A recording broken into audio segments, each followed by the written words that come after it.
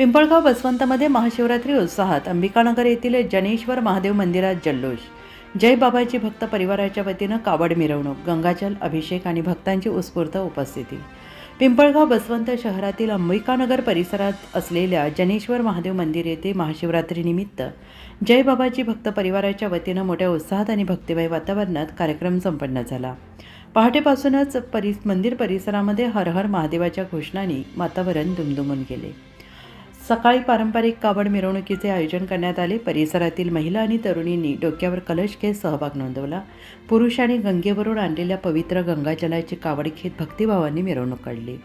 ढोल ताशांच्या गजरात आणि भजनांच्या स्वरात ही मिरवणूक मंदिरापर्यंत पोहोचली.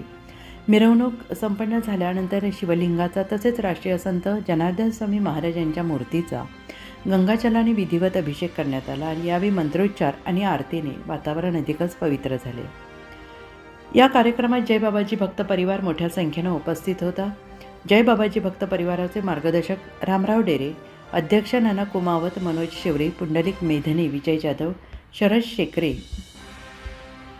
दत्तू धाडीवाल, हनुमंत शेवरे, दीपक वाघ, सुरेश घांगुर्डे, अमोल आंबेकर, माणिक वाघ, संजय बेंडकुळे आदी मान्यवर उपस्थित होते.